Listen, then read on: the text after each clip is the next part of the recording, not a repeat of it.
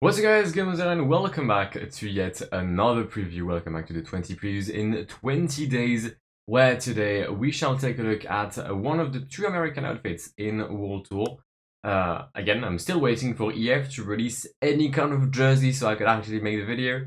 But today we're going to take a look at Trek Segafredo. Been in the World Tour for a couple of years and stabilized themselves with Trek and Segafredo as the co-sponsors. How was the 2021 season of the American team looking? Not too bad. Because in 2021, Trek Segafredo managed to get 19 wins, including a monument. They managed to win Milano Sanremo through Jasper Stuyven. Quite a remarkable ride by the Belgian, if we're being honest. Very tactically sound, I guess, attacks where Caleb Ewan seemed to be unbeatable, but chose his moment and held on until the line to claim his first ever monument in his career, and one of the two wins in World Tour of Trek Segafredo this year, because the next win in World Tour would come in the month of July, with none other than Bauke Mollema, their resident Grand Tour stage winner, winning on the Tour de France stage 14, I believe, meaning only 2 World Tour wins out of the 19 dubs that the Trek Segafredo team managed to get. Wins from Stuyven, Bauke Mollema, but also Vincenzo Nibali, Quinn Simmons, Gianluca Brambilla, Tom Schoens, Ryan Mullen, Eduard Tons, Matteo Moscati, and Mats Pedersen, the former world champion, who did not have the best of season. Nibali won in, I believe, in Sicily, sorry. Mullen and Schoens both won road race and time trial of the championship, of that country, sorry.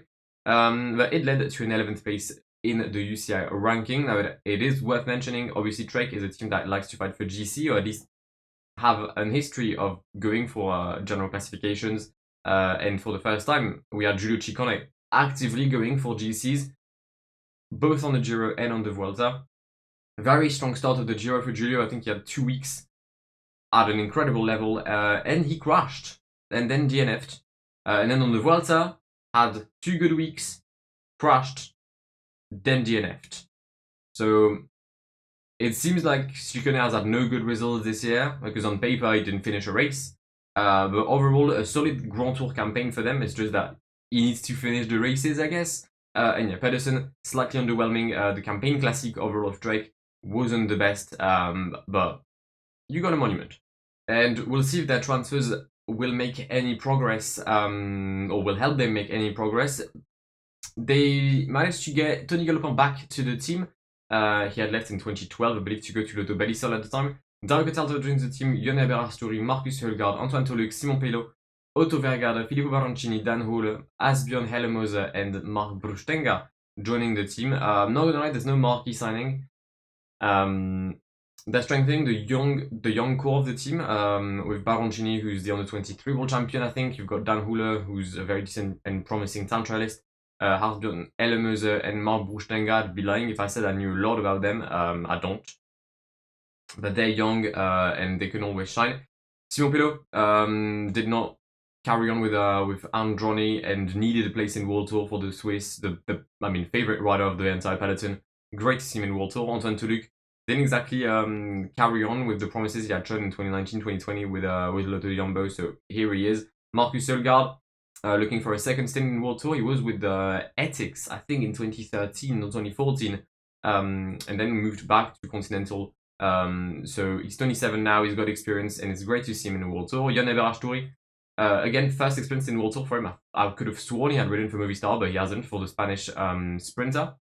And Dario Cataldo just making up the numbers, giving some experience to the team. A team that lost a lot of experience this year, as Vincenzo Nibali has left the team. Kundekort and Kilrainen either both retired or one has gone to another weird team.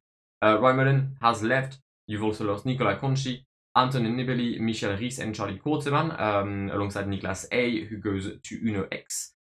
I don't think there's a single big loss here. Sure, Vincenzo Nibali on paper is a big loss, but he had a season that wasn't the best. I mean, like, you were wondering where the teeth of the shark had gone. I mean, like, his biggest attack was on the Giro, where he made Yanni Moscon crash.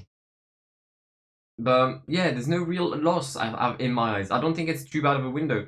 They haven't really strengthened the team with a marquee signing, but overall, I think it's a very strong window. yeah, quite happy with the window of Trek Segafredo. Especially knowing that last year you've made key signings such as Quinn Simmons and Matthias Kjellmoser, which for the future is huge because they have a lot of potential. And actually, I was torn between the two to find my ones to watch, whether I would go for the American or for the Dane. I decided to go for the Dane because last year Matthias Kjellmoser, in his neo-pro season or rookie season, finished 6th of the UAE Tour, got a couple of access hits on the Dauphiné and in Romandie. I put top 5 Tour of Norway. I mean, he finished 7th, but it wasn't the same time as P4, so I'll allow it and give him top 5. He was also, I think, the best young rider, as you can see on the image next to, well, the image, innit? And also, he appears to be making his Grand Tour debut this year. He most likely will not be making his debut on the Tour de France, despite the Tour de France starting in Denmark. So it's between Giro and Vuelta. They haven't decided yet. I would go Vuelta in my eyes. I feel like it's the race where Trek probably won't have a GC leader. I think you'll go there mostly with Bauke Mollema or Ciccone, but for the vibes, probably Juan Pedro Lopez, Björn Eberastori, and then you can have Matthias Kjellmoser. I think try to go for like a top 10 or stage wins, and I think that's the main thing this year for Matthias Kjellmoser is to convert those top 5, those top 10s into podiums or wins, because he's still yet to win in World Tour. I'm pretty sure he's still yet to win just at all. So it'd be great to see Matthias doing that next year. Overall, I think Trek is a strong team. I've given them 3.5 stars for the 2021 season. I mean, highlights being Milano Sanremo, Bauke Mollema still winning things. The decent Grand Tour campaign from Giulio Ciccone, although not finished, but decent nevertheless. And the downsides, I think Mats Pedersen having a bit of a stinker in his post World Championship season, and Vincenzo Nibali just not being the shark that we used to know. Transfer-wise, again, 3.5 stars. I mean, I've explained it. You lost Nibali, but you're getting a lot of youth talent, and I'm really eager to see Filippo Baroncini in action. Ambition, 3 stars. You've got young prospects. You've got Quinn Simmons, you've got Schielmoser, you've got Baroncini, you've got Ciccone, you've got Matteo Moschetti. You've got ambition. Clearly you can. And kits, I've given them 2.5 stars, bang average. I prefer the previous iteration of their kit. I have a tendency to dislike everything that's mainly white, and that's solely related to kits.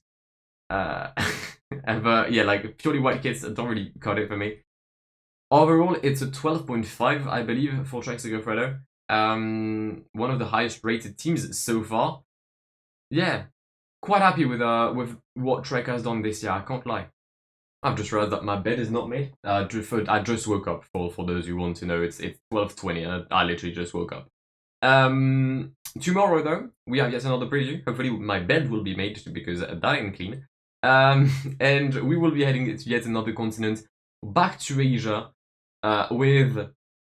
Well, I mean, we've considered Trek as like a kind of retirement home for quite a while. But they've been overtaken, in that sense, by a team from Israel. I'm not saying who it is, but I think you could have guessed.